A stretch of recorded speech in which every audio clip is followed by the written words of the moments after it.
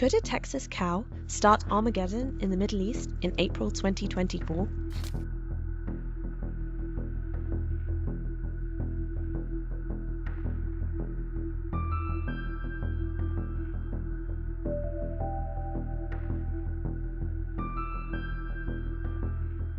The world is on the verge of witnessing the ancient red heifer sacrifices, a ritual tradition for thousands of years. This Jewish ceremony holds a significance as a fulfillment of an age-old prophecy. However, a revelation has emerged. During the preparation for this ritual, some worshippers secretly plot to destroy the Masjid of Al-Aqsa. Join us as we explore the connection between the red heifer sacrifice and the Masjid of Al-Aqsa, investigating the implications of this disturbing discovery. The master plan to destroy Al-Aqsa. Months after Hamas's attack on Israel, a strange video emerged showing Hamas's spokesman Abu Ubaidah speaking about their reasons for entering Israel. He mentioned something odd happening in Palestinian areas. Red cows arriving. These were no regular cows. They seemed to carry a dark secret. Ubaidah suggested a sinister plot by some Israeli groups. They believed sacrificing a red cow would let them destroy Al-Aqsa Mosque and build a new temple. Although it sounded far-fetched, the Temple Institute, an Israeli group, had already paid a lot to bring 5 Red Angus cows from Texas. There was confusion and secrecy, but some things are clear. Those red cows spelled danger. They were part of a sinister plan that could impact Al-Aqsa Mosque profoundly, shaking the whole region's destiny. Since 2022, they have been grazing on a kibbutz in the occupied West Bank, and hence, to some accounts, the sacrifice could happen as early as April 2024. The Torah and the Talmud are the sources of the red heifer sacrifice, which is thought to be a ritual required to cleanse the people in order for them to pray at the Al-Aqsa compound. As claimed by reports, the sacrifice will be made on a piece of ground facing Al-Aqsa on the Mount of Olives. The cow must be approximately 3 years old at the time of sacrifice and fully red even in its hoofs. The cow's ashes are supposed to be combined with water after the sacrifice and used to cleanse particular Jewish priests and their followers. Right-wing Zionists have been attempting to replace the Al-Aqsa with a third temple ever since they took over East Jerusalem in 1967. Although only a few fringe organizations, like the Temple Institute, supported the proposal at first, it has gained support in recent years as settlers periodically storm the Muslim compound and garner support from a wide range of politicians and commentators. Temple organizations have gone so far as to submit construction drawings and have prepared the ornaments that will be housed there. An activist for the place of worship movement was detained during Ramadan last year after he and some Jewish extremists tried to carry a goat into the Al-Aqsa compound for a ceremonial sacrifice. Numerous authorities and international archaeologists have criticized and condemned the decades-long Israeli excavations beneath the Al-Aqsa, claiming the purpose of the excavations is to weaken the mosque's foundations in order to make its demolition easier. If these extremists were to attempt to demolish Al-Aqsa, the third holiest site in Islam, it would trigger outrage across the Arab and Muslim worlds. However, even if these right-wing Jewish groups are unable to proceed with the demolition, many fear the sacrifice itself could embolden Jewish extremists to occupy the masjid and further restrict the rights of Palestinians to access the holy site. Why is Al-Aqsa so significant to the Jews, and why must it be brought down? The rebuilding of the Third Temple. Muslims all around the world attach great religious significance to Al-Aqsa. Actually, everything that occurs in Palestine revolves around this. In the end, Jews desire the Al-Aqsa to be rebuilt as a third temple in order to usher in the arrival of their monarch, the Messiah. Since it is more than just a site of worship, Masjid Al-Aqsa has undergone multiple reconstructions, renovations, and destructions since it was first constructed in 637 AD. It has additional significance for Jews. Jewish legend states that King Solomon constructed the first temple in 1000 BC following King David's conquest and establishment of Jerusalem as his city. When Nebuchadnezzar, king of Babylon, captured Jerusalem in 586 BC, he demolished the temple. The second temple was constructed in 586 BC, coinciding with the Jews' return to Jerusalem following their banishment to Babylon in 538 BC. King Cyrus of Persia issued a mandate allowing them to return. The second temple was built by the Jewish residents who had been allowed to return by 515 BC. In light of a thorough understanding of Islamic history about the end times, the building of the third temple is more significant. However, what riches does it offer the Jews?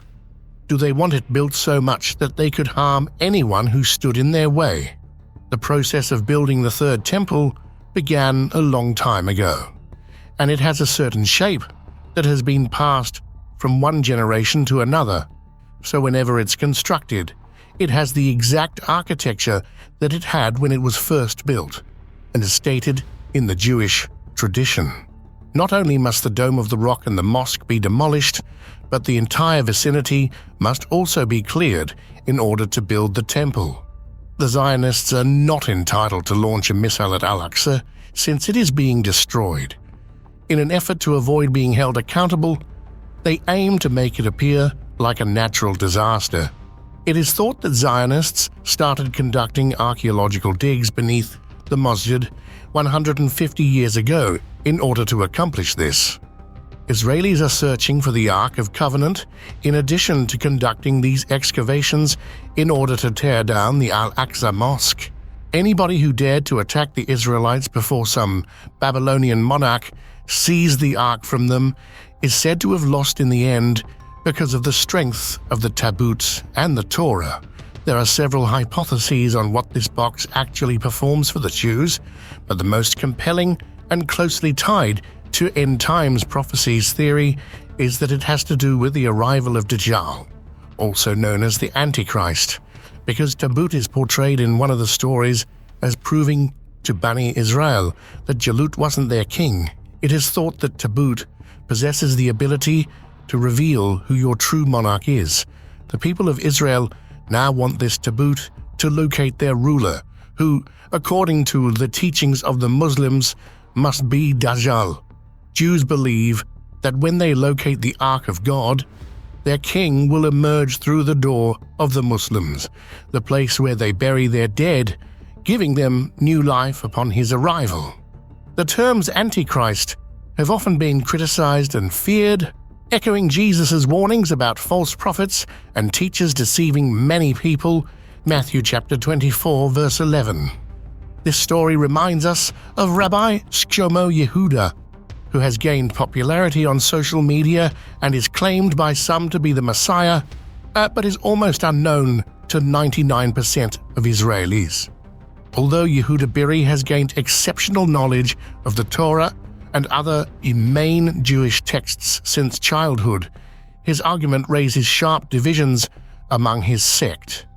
Even though some Christians have misrepresented Rabbi Shlomo Yehuda in the media, there hasn't been any news from Israeli or Jewish news sources indicating that he is the Messiah. Moreover, he is not seen by Jews as meeting the qualifications to be the Messiah. Christian beliefs in the Antichrist have their roots in Jewish mythology, particularly in the Hebrew Bible's Book of Daniel, which dates back to 167 BCE. Daniel foresaw the coming of a repressive leader who would target God's rules and persecute the faithful. Daniel's prophecy was originally associated with Antiochus IV Epiphanes, a Hellenistic emperor who sought to suppress Judaism. Nevertheless, readers discovered other instances in which the prophecy was recast to apply to various persecutors. The comparison was well liked by early Christians, living under the rule of Roman emperors such as Nero, who had the Jewish prophet Daniel in mind. Though the name fake Christ isn't used in all of the New Testament writings, it was via the epistles of John and Revelation in particular that Christianity established its views on this figure. The difference between an Antichrist as an active and a future victor reveals a collective conception of it. Nevertheless, early Christians focused on the imminent arrival of a singular formidable dark Messiah in Revelation chapter 11 verse 7 and 13. In the most detailed account of his appearance, 2 Thessalonians chapter 2 verse 12. He is mentioned as the person of sin and the son of damnation. A coming of an Antichrist is predicted to happen during a great apostasy period when using different signs and wonders to deceive people, and thus claiming to be divine, sitting in the temple of God. Ultimately, he will be defeated by Jesus, who will conquer him with the power of his words and the brilliance of his coming. Revelation chapter 2 verse 9. Therefore, because the second letter to the Thessalonians is not quite clear about his identity and his royalty, the pseudonymous apocalyptic writers in the early Middle Ages and the explanation tried to provide additional details. In the 10th century, Adzo of Montier-Sedona edited their work into a brief treatise. The letter of hand employment to Queen Gerbera of France was the prime medieval reference to the Antichrist. In the 13th century, Victor of St. Hugh's concise theology compendium, which was widely read, substituted Adzo's revelations to a large extent, maintaining a similar structure. The medieval view of Antichrist, taking its cue from Adzo, Ripin, and other authors, turns on the belief that Antichrist is the anti-equivalence of Christ in every way. The word Antichrist is the opposite of Christ, so just like the Virgin has prophesied to have given birth to Christ, the birth of Antichrist is predicted to take place through the diabolic conception. Though there were diverse views as to whether Antichrist's father would be a man or a demon, in the case of either father, Antichrist, being the character typical of the Middle Ages, would have been as filled with the devil at his conception. Both Christ and Antichrist share Jewish roots, but Antichrist is prophesied to be born of the tribe of Dan, symbolized by the viper on the road in Genesis chapter 49. It was not the tribe of Judah, but the tribe of Levi.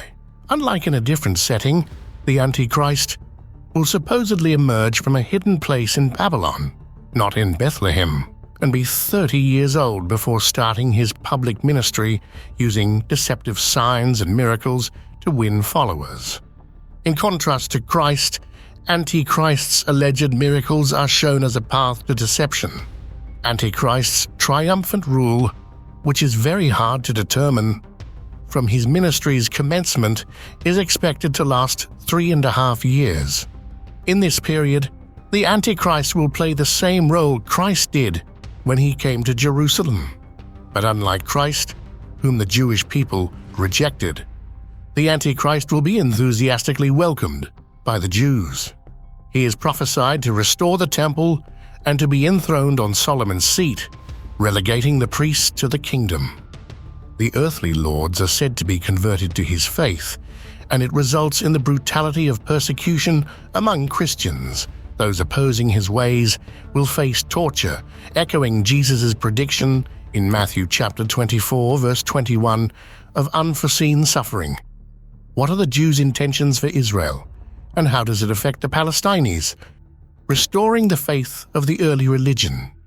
3 religions center around Jerusalem: Christianity, Judaism, and Islam, but Israel has worked to guarantee that the city is populated primarily by Jews ever since it occupied East Jerusalem in 1967.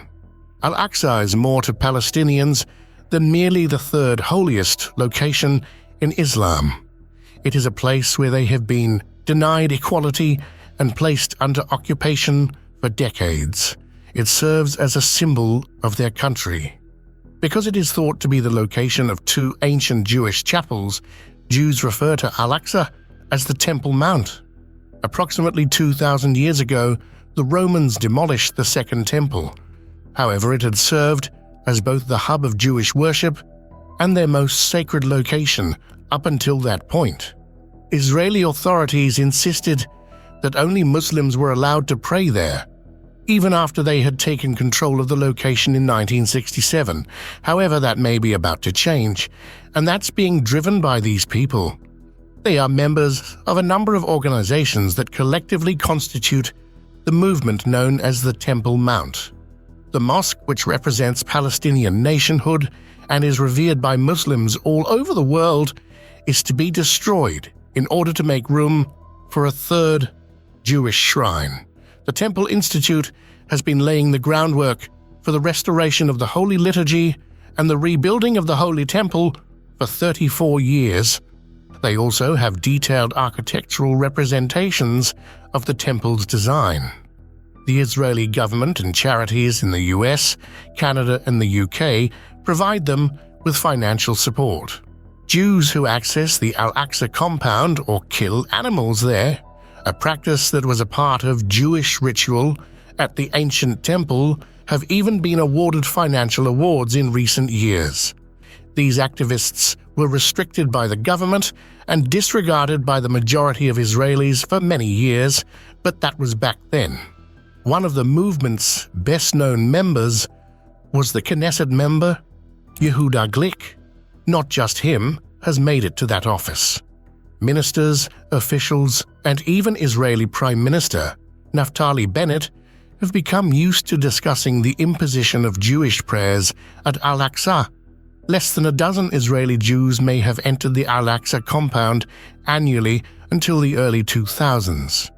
However, that number has increasingly increased to tens of thousands annually as the Temple Mount movement has become more widely accepted. The concern is that things are moving in one direction as the Israeli government permits the status quo at Al-Aqsa to change more and more, toward a situation where Palestinian access to it is restricted even further, as it has been at another holy site following a brutal mass slaughter. Is history trying to repeat itself? Many people think that the Jews are trying to recreate an event that happened in Hebron a long time ago. The terror that shocked Hebron. The prophet Abraham is said to be buried beneath this structure in the Israeli-occupied city of Hebron, 20 miles south of Jerusalem, along with members of his family. Both Muslims and Jews place a great deal of importance on Abraham. For this reason, Muslims refer to this location as the Ibrahimi Mosque, and Jews name it the Cave of the Patriarchs. Israelis originally settled in Hebron following the start of the occupation in 1967, breaking international law. At the location, both Muslims and Jews prayed, but tensions were high. Hundreds of Palestinian Muslims were at the Ibrahimi Mosque praying early on February 25, 1994. An Israeli settler who was born in America and was a reservist in the Israeli army entered the mosque with an automatic rifle. He waited for the worshippers to kneel, then opened fire. Baruch Goldstein left over 120 people injured and 29 dead. A witness reported finding bodies and blood all over the place. The survivors beat Goldstein to death and used a fire extinguisher to put an end to his massacre. Protests erupted around Hebron as word of the massacre spread, and the injured were transported to overcrowded hospitals. After Israeli forces opened fire, almost 20 more Palestinians were killed in the days that followed. Former Israeli army physician Goldstein frequently refused to treat non-Jews despite being an army physician. He became a member of the Kach political party, which was ultimately outlawed for encouraging racism and being anti-Arab. Kiryat Arba, an illegal Israeli colony in Hebron, is where he lived and was ultimately buried. Hebron should belong to them and them alone, according to the local settlers. Goldstein was declared more holy than all the Holocaust martyrs by the top rabbi of the community following the massacre.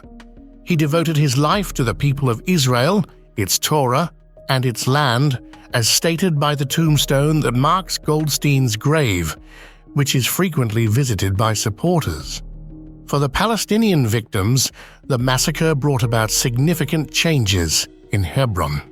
All Palestinians living in Hebron were placed under a 2-week curfew by the Israeli army, which claimed to be protecting the settlers residing in the old city and preventing further violence.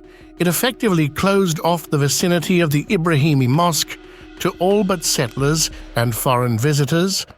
This place used to be the center of activity and the commercial center of Palestinian existence. However, the Israeli soldiers welded these storefronts shut following the massacre. Many Israeli checkpoints now separate the old city from the rest of Hebron, making it extremely impossible for ordinary Palestinians to travel there or attend mosque prayers. The Ibrahimi Mosque was similarly forcibly split by Israel, with 40% belonging to Muslims and 60% to Jews, all under the total military authority of Israel. Why is this animal so important to the Israelis that they would go all out just to get it? The ancient ritual from thousands of years ago, first recorded in Numbers chapter 19, verse 3, when God provides Moses and Aaron with guidelines for a ceremonial rule, is the concept of a red heifer. They are to tell the Israelites to bring a red cow that is flawless, unblemished, and has never given birth or been yoked. The Torah goes into great detail on the sacrificial burning of the red heifer and the following infusion of its ashes with concentrated water. When mixed with water, these ashes purify anyone who has touched a human corpse during the ceremony. The Torah continues by describing the 2 times this cleansing is carried out. Once, 3 days after the impurity is contracted, and again, 7 days later. Eleazar, the priest and son of Aaron, receives a red heifer that has been prepared so that its ashes might be used in this rite. Maimonides predicted in the Mishnah Torah, the comprehensive synthesis of Jewish law, that the Messiah will arrive in the present era. These ashes were employed from that time until the conclusion of the first shrine period. As said in the Talmud, 5 to 7 red cows were similarly slaughtered for their ashes during the second temple period. Every Jew, including priests, is thought to carry the impurity that arises from coming into contact with a dead corpse, even though this impurity typically has little effect on daily activities. Anyone carrying this specific impurity is not allowed to enter the sanctuary. As a result, Kohanim, who are thus polluted, can offer the necessary rites in the chapel once they have been purified using a red heifer's ashes. Producing these ashes is essential for the temple in Jerusalem to be rebuilt. Israel hasn't had a perfect red heifer in over 2,000 years, but last fall, Christian ranchers from Texas flew 5 of these animals in, knowing they would be significant symbols of Jesus' second coming. They were brought recently to a secure hiding place by the Jewish priests, close to Shiloh, the ancient biblical site where the Ark of the Covenant and the tabernacle once stood. Why are these red cows so important to the people of Israel, and what meaning does it serve? The fulfillment of the ancient prophecies. These red heifers have important implications for Israel, particularly in light of the potential for the reconstruction of the place of worship. In the event that the shrine is restored either through human work or, as some people think, through a supernatural event, temple services and sacrificial customs can be resumed. For devout Jews who aspire to rebuild the third chapel and reinstate the Old Testament practice of sacrificial offerings, seeing pure red heifers is particularly important. However, the biblically required perfect red heifer signifies more than just the end of the world for those Christians who adhere to a premillennial understanding of eschatology.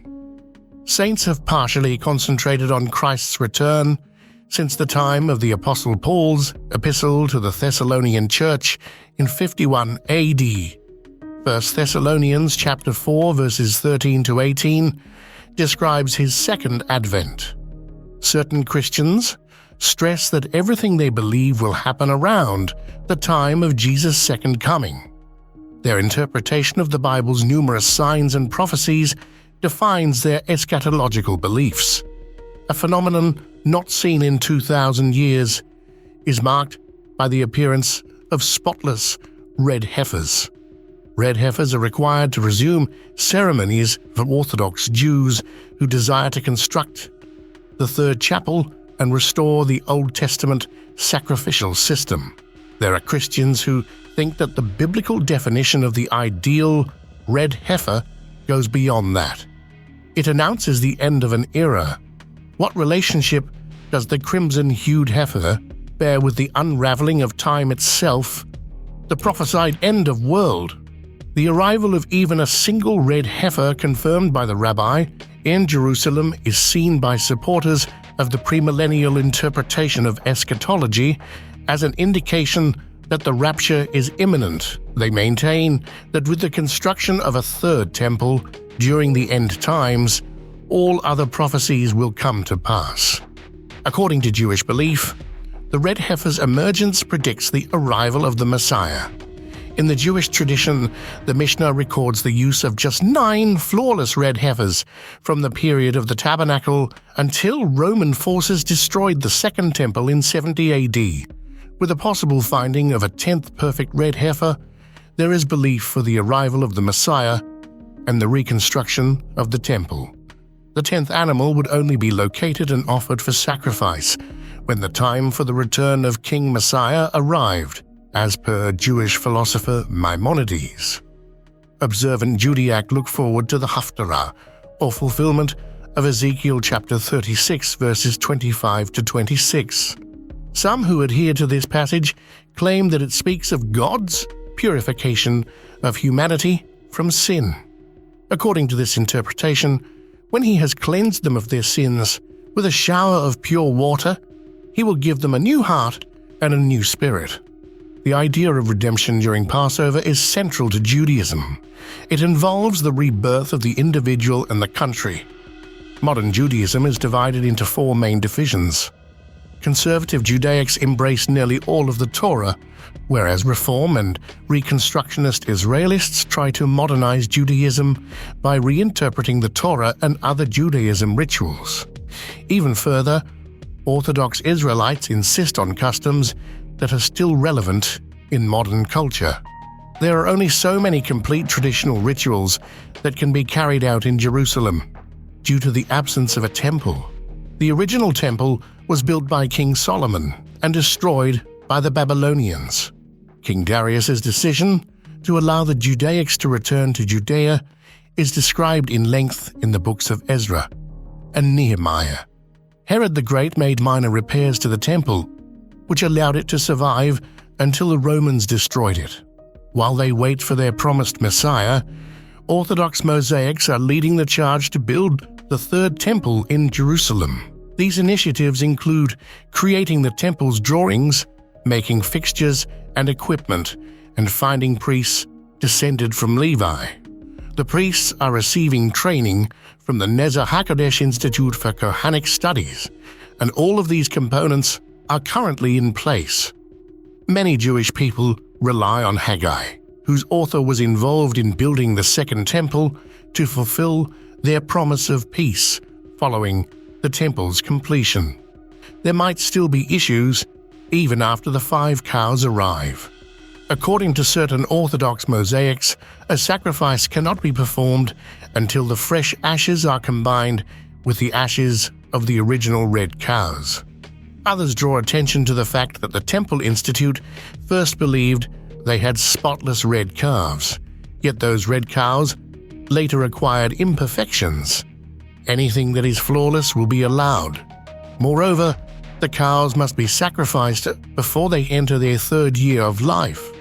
Thus, the excitement will subside if even one of the 5 red heifers bred in Texas grows hair differently, Orthodox mosaics want the new temple to be built where the old one stood, even if the heifers pass inspection and are put to service. Regretfully, as it has been said numerous times before, the Muslim Al-Aqsa Masjid is situated exactly atop the site thought to have been Solomon's temple. The people who support the construction of a third temple believe that after it is finished, their Messiah King will ascend to power. Thanks for watching. Let us know your thoughts on this recent happening in the comments section below. Don't forget to like, share, and subscribe for more videos.